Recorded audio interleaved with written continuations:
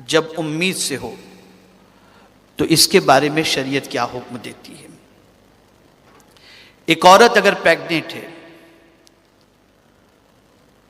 تو اسے اپنا وقت کیسے گزارنا چاہیے؟ اسے وہ پیریڈ کیسے گزارنا چاہیے؟ عام طور پر یہ تصور کیا جاتا ہے کہ اولاد کی تربیت کا کام اس کی پیدائش کے بعد شروع ہوتا ہے، لیکن نہیں، اسلام یہ کہتا ہے کہ اس کی تربیت کا وقت حمل قرار پانے کے بعد ہی شروع ہو جاتا ہے۔ کیسے؟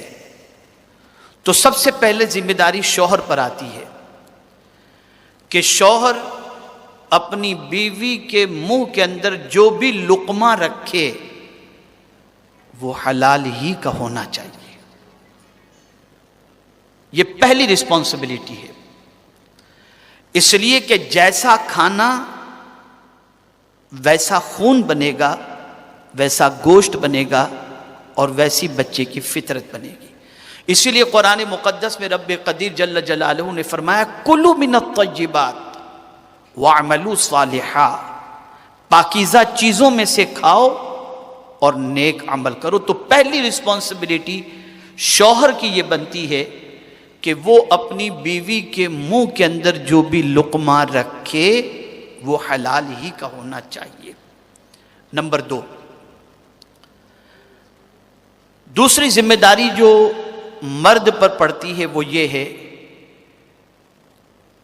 کہ عورت جب امید سے ہو تو اسے چاہیے کہ وہ اپنی بیوی کو خوش رکھنے کی بھرپور کوشش کرے، اس لیے کہ اگر وہ اپنی مسز کو خوش رکھنے کی کوشش کرتا ہے تو اس کے پازیٹیو اثرات، اس لیے کہ اس پیریڈ کے اندر جب وہ اپنی بیوی کو خوش رکھتا ہے تو بیوی کے مزاج کے اندر چڑچڑاپن نہیں آتا، اسٹریس نہیں آتا، اور جب یہ چڑچڑاپن اور اسٹریس نہیں آئے گا تو ایک خوشگوار فضا پرورش پانے والے بچے کو میسر ہوگی، جس کی وجہ سے اس کا اثر بچہ اپنی ماں کے پیٹ کے اندر قبول کرے گا۔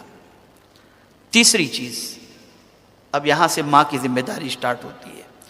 صوفیاء کرام علیہم الرضوان نے ارشاد فرمایا کہ حمل سے جب عورت ہو، پریگننٹ جب عورت ہو، تو اس کو چاہیے کہ ہمیشہ باوضو رہے، ہمیشہ باوضو رہے، کوشش کرے، اس لیے کہ اب اس کے لیے ناپاکی کا پیریڈ کا تو دور ہے ہی نہیں، وہ تو اب ہمیشہ پاک رہے گی جب تک کہ بچے کی ولادت نہیں ہوتی۔ اس لیے اب اس کی ذمہ داری بن جاتی ہے کہ وہ ہمیشہ باوضو رہے، اس لیے کہ جب وہ وضو سے رہے گی تو درود شریف پڑھے گی، ذکر و اذکار کرے گی، توبہ و استغفار کرے گی، یہ ساری چیزیں کرے گی۔ میرے پیارے آقا صلی اللہ تعالی علیہ وسلم کے پیارے دیوانوں، اسی کے ساتھ حمل کے زمانے کے اندر کھجور کا استعمال عورت زیادہ سے زیادہ کرے۔ اسی کے ساتھ قرآن مقدس کی تلاوت کے اندر بالکل کوتاہی نہ برتے، اس کی وجہ سے اس تلاوت کا اثر بچے کی زندگی پر جو شکم کے اندر پرورش پا رہا ہے بڑا بہترین ہوتا ہے۔ یہ آواز جب بچہ سنتا ہے تو سننے کے بعد اسے اندر ہی قرار بھی ملتا ہے اور اس کے دل و دماغ کے اندر قرآن کی برکتیں بیٹھتی چلی جاتی ہیں۔ میرے پیارے آقا صلی اللہ تعالی علیہ وسلم کے پیارے دیوانوں اور خواتین اسلام، تاریخ اس بات پر گواہ ہے کہ جب ہم اولیاء کرام علیہم الرضوان کی زندگی کا جائزہ لیتے ہیں تو ان کی تربیت کے اندر سب سے کلیدی رول اگر کسی کا نظر آتا ہے، اگر کسی کا نظر آتا ہے تو وہ ان کی ماں کا نظر آتا ہے۔ آپ اسلام کو تھوڑا سا سمجھیں، قرآن مقدس میں رب قدیر جل جلالہ نے واضح لفظوں میں فرمایا الرجال قوامون علی النساء، مردوں کو عورتوں پر حاکم بنایا گیا۔ لیکن میرے پیارے آقا صلی اللہ تعالی علیہ وسلم کے پیارے دیوانوں، مرد ایک اعتبار سے حاکم ضرور ہے، لیکن آپ عورت کا مرتبہ دیکھیں کہ آقا کریم صلی اللہ علیہ وسلم کی بارگاہ میں ایک صحابی حاضر ہوئے اور عرض کرتے ہیں یا رسول اللہ صلی اللہ علیہ وسلم، میری ماں کا مرتبہ اور اس کا حق مجھ پر کتنا ہے اور ماں باپ کے مقابلے میں سب سے زیادہ خدمت کا حقدار میرے لیے کون ہے؟ فرمایا تمہاری ماں۔ دوبارہ انہوں نے سوال کیا، حضور نے فرمایا تمہاری ماں۔ تیسری مرتبہ سوال کیا، حضور نے فرمایا تمہاری ماں۔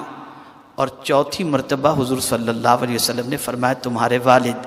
یعنی یہاں حضور صلی اللہ علیہ وسلم نے ماں کے مرتبے کو 3 گنا زیادہ باپ کے کمپیر کے اندر پیش کیا۔ وجہ سب سے بڑی یہ ہے کہ 9 مہینے تک ماں ہی اپنے شکم میں اٹھا کر رکھتی ہے اور ماں ہی 2 سال تک اپنے سینے سے اپنے بچے کو دودھ پلاتی ہے۔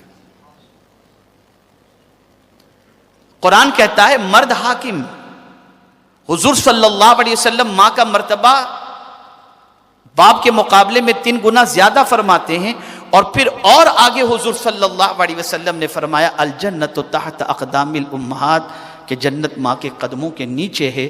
یہ کہہ کر حضور صلی اللہ علیہ وسلم نے واضح فرما دیا کہ تربیت کا رول سب سے زیادہ اگر کوئی پلے کر سکتا ہے تو وہ ماں کر سکتی ہے۔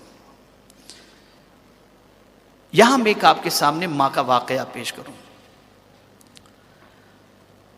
سلطان الہند خواجہ خواجگاہ خواجہ معین الدین چشتی رحمت اللہ تعالی علیہ بنگال کی سرزمین پر تشریف لے گئے، اور آپ کے ہاتھوں پر بے شمار لوگوں نے، ایک روایت میں آتا ہے کہ 5 لاکھ لوگوں نے آپ کے ہاتھ پر توبہ کی۔